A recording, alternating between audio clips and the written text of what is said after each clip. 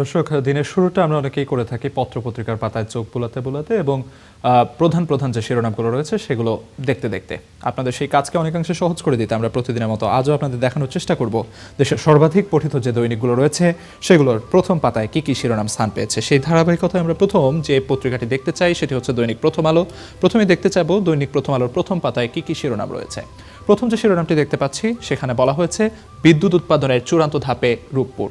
দর্শক, জ্বালানি সংকট, বিদ্যুৎ সংকট এর মাঝে কিন্তু একটি আশার বাণী শোনানো হচ্ছে, যেখানে বলা হচ্ছে যেমনটি আমরা জেনেছি গত 12 মে প্রথম ধাপে কিন্তু চুল্লিতে পারমাণবিক যে জ্বালানি সেটি প্রবেশ করা সম্পন্ন হয়েছে এবং সেই জায়গায় আসলে কেন্দ্র থেকে এই পারমাণবিক বিদ্যুৎ কেন্দ্র থেকে 24 ঘন্টা সমান হারে নিরবিচ্ছিন্ন বিদ্যুৎ সংযোগ পাওয়া যাবে এমনটি আসলে সম্ভাবনার কথা বলা হচ্ছে এবং পারমাণবিক বিদ্যুৎ উৎপাদনকারী দেশ হিসেবে 33তম দেশ হিসেবে বাংলাদেশ কিন্তু অন্তর্ভুক্ত হতে যাচ্ছে। সেই খবরাখবরগুলো প্রতিবেদন করে এখানে শিরোনাম করা হয়েছে।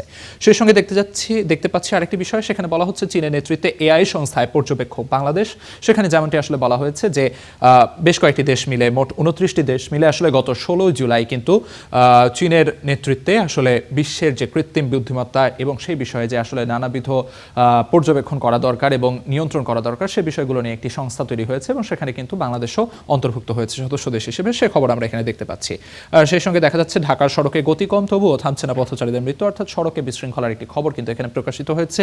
সেই সঙ্গে গতদিন প্রথম আলোতে যে খবরটি প্রকাশিত হয়েছিল, অর্থাৎ বিভিন্ন বিশ্ববিদ্যালয়ের গবেষণাপত্রে যে অনিয়ম চুরি সে বিষয়গুলো উল্লেখ করে যে বেশ কয়েকটি গবেষণাপত্র প্রায় 300-রও বেশি গবেষণাপত্র প্রত্যাহার করা হয়েছিল বাংলাদেশের বিশ্ববিদ্যালয়গুলো থেকে।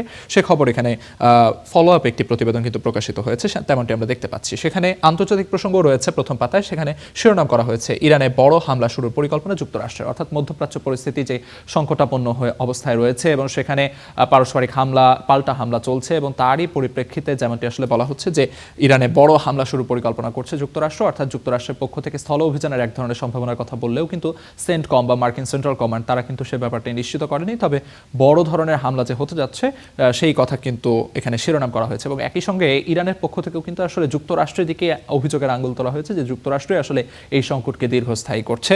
সে খবরাখবরগুলো এখানে রয়েছে প্রথম পাতায় আসলে শিরোনামগুলোতে। এ পর্যায়ে যদি আমরা দৈনিক সমকালের প্রথম পাতার শিরোনামগুলো আপনাদের জানিয়ে দেওয়ার চেষ্টা করি, সেখানে প্রথম যে শিরোনামটি দেখতে পাচ্ছি সেটি হচ্ছে নিয়োগ পদোন্নতিতে মেধা দক্ষতা উপেক্ষা প্রশাসনে গতি নেই, অর্থাৎ এই জায়গায় জনপ্রশাসন মন্ত্রণালয়ের একটি খবর এখানে প্রকাশিত হয়েছে। অর্থাৎ সেখানে যেমনটি বলা হয়েছে জনপ্রশাসনে আসলে চুক্তিভিত্তিক 22 সচিব নিয়োগ করা হয়েছে এবং দণ্ডপ্রাপ্তরা পদোন্নতিতে পুরস্কৃত হয়েছে।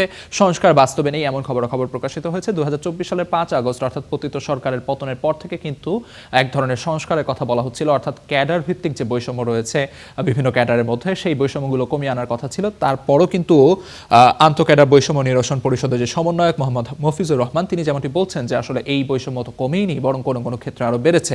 সেই খবরাখবরগুলো আমরা এখানে দেখতে পাচ্ছি। সেই সঙ্গে গ্যাস সংকটের খবর রয়েছে, যেখানে বলা হচ্ছে মধ্যরাতে রান্না বাড়তি খরচে না বিশ্বাস, অর্থাৎ গ্যাস সংকট নিয়ে খবর রয়েছে এবং সেখানে আরেকটি খবর বেশ শঙ্কার কথা জানানো হচ্ছে। সেখানে বলা হচ্ছে নদীর তলদেশে পাইপ কেটে গ্যাস চুরির চেষ্টা এমন খবর প্রকাশিত হয়েছে। সেই সঙ্গে ছুটির দিনেও মাত্রা ছাড়া লোডশেডিং, এতে গ্রাহকরা যে অতিষ্ঠ হয়ে পড়ছেন সেই খবরগুলো আমরা দেখতে পাচ্ছি। সেই সঙ্গে আমরা স্টার নিউজের পর্দায় আপনাদের একটি খবর জানিয়েছিলাম, যেখানে পুলিশ সদর দপ্তরের পক্ষ থেকে পুলিশের যে যানবাহনগুলো রয়েছে সেগুলো বাড়তি নিরাপত্তায় নজরদারি বাড়াতে বলা হয়েছে। সে বিষয়টি এখানে উল্লেখ করা হয়েছে। বোমা আতঙ্ক, পুলিশের যানবাহন লক্ষ্যবস্তু, সতর্কতা জারি করা হয়েছে। তো মোটামুটি এই খবরগুলো ছিল। সেই সঙ্গে আরেকটি খবর দেখতে পাচ্ছি আন্তর্জাতিক প্রসঙ্গ, যেখানে সৌদি আরবের 8 তেলের ট্যাঙ্কার পার হতে দেয়নি হুথিরা, অর্থাৎ ইরানের যে হুথি বিদ্রোহী গোষ্ঠী তারা আসলে সৌদি আরবের যে 8 তেলের ট্যাঙ্কার সেগুলো পার হতে দেয়নি, সেই খবর আমরা দেখতে পেয়েছি। দৈনিক যুগান্তরের প্রথম পাতার শিরোনামগুলো যদি খেয়াল করি, সেখানে জুলাই আন্দোলনের খবর রয়েছে, যেখানে প্রথম শিরোনামটি করা হয়েছে জুলাই হারলে হেরে যাবে বাংলাদেশ, অর্থাৎ জুলাই বিপ্লবের মধ্য দিয়ে যে নতুন বাংলাদেশের সূচনা হয়েছে সেই নতুন বাংলাদেশে আসলে সংস্কার এবং বৈষম্য দূরীকরণের যে প্রচেষ্টা সেই প্রচেষ্টাগুলো যদি ব্যর্থ হয়ে যায় তাহলে আসলে বাংলাদেশের যে অগ্রগতি উন্নতি সেটি আসলে মুখ থুবড়ে পড়বে এমন কথা কিন্তু বলা হচ্ছে। সেই সঙ্গে আমরা দেখতে পাচ্ছি এখানে রাষ্ট্রপতি পদে প্রার্থী কে হবেন সেটি চূড়ান্ত করার যে দায়িত্ব সেটি আসলে প্রধানমন্ত্রীর হাতে ন্যস্ত করা হয়েছে বিএনপি স্থায়ী কমিটির পক্ষ থেকে। সে খবরটি এখানে রয়েছে।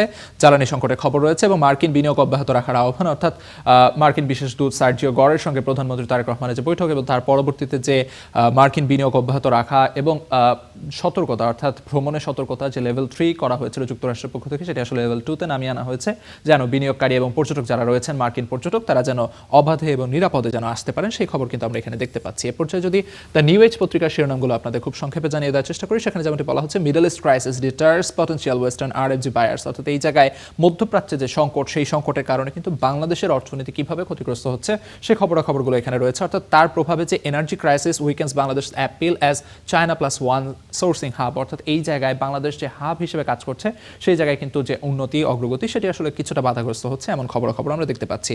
সেই সঙ্গে প্রধানমন্ত্রী তারেক রহমানের সঙ্গে সার্জিও গোরের যে বৈঠক, সেই বৈঠক নিয়ে এখানে খবর প্রকাশিত হয়েছে।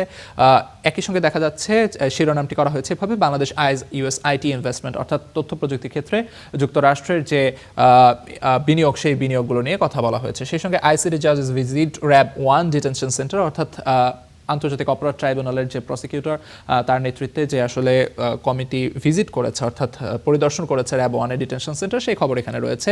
সেই সঙ্গে ঢাকাস জয়েনিং ড্রজ মিক্সড রিয়াকশনস, অর্থাৎ সৌদির যে প্রতিরক্ষা কমিটি অর্থাৎ প্রতিরক্ষা জোট, সেই জোটে আসলে 14 সদস্যের মধ্যে বাংলাদেশে যে অন্তর্ভুক্ত হতে যাচ্ছে এটি নিয়ে মিশ্র প্রতিক্রিয়া খবর কিন্তু এখানে প্রকাশিত হয়েছে। সেই সঙ্গে অন্যান্য পত্রিকায় যেমন বলছিলাম, Iran accuses US of escalating tensions, অর্থাৎ এই জায়গায় মধ্যপ্রাচ্যে যে সংকট, সেই সংকটকে দীর্ঘায়িত করার চেষ্টা করছে যুক্তরাষ্ট্র, এমন অভিযোগ ইরানের পক্ষ থেকে এসেছে, সেই খবর এখানে রয়েছে। তো মোটামুটি দৈনিক পত্রিকাগুলোর প্রথম পাতা শিরোনামগুলো আপনাদের জানিয়ে দেওয়ার চেষ্টা করছিলাম। সেখানে আসলে যেমনটি আমরা দেখতে পেয়েছি প্রতি ক্ষেত্রেই কিন্তু আসলে বলা হয়েছে যুক্তরাষ্ট্র এবং ইরানের মাঝে যে সংঘাত, সেই সংঘাতের খবরাখবর যেমন রয়েছে, ঠিক একইভাবে বাংলাদেশের নানা প্রসঙ্গও কিন্তু সেখানে রয়েছে। রাষ্ট্রপতি পদে আসলে প্রধানমন্ত্রীর হাতেই প্রার্থী নির্বাচনের দায়িত্ব দেওয়া হয়েছে, সেই খবর আমরা দেখেছি। একই সঙ্গে দেশের জ্বালানি সংকট নিয়ে আসলে নানা ধরনের সম্ভাবনার কথাও কিন্তু বলা হয়েছে।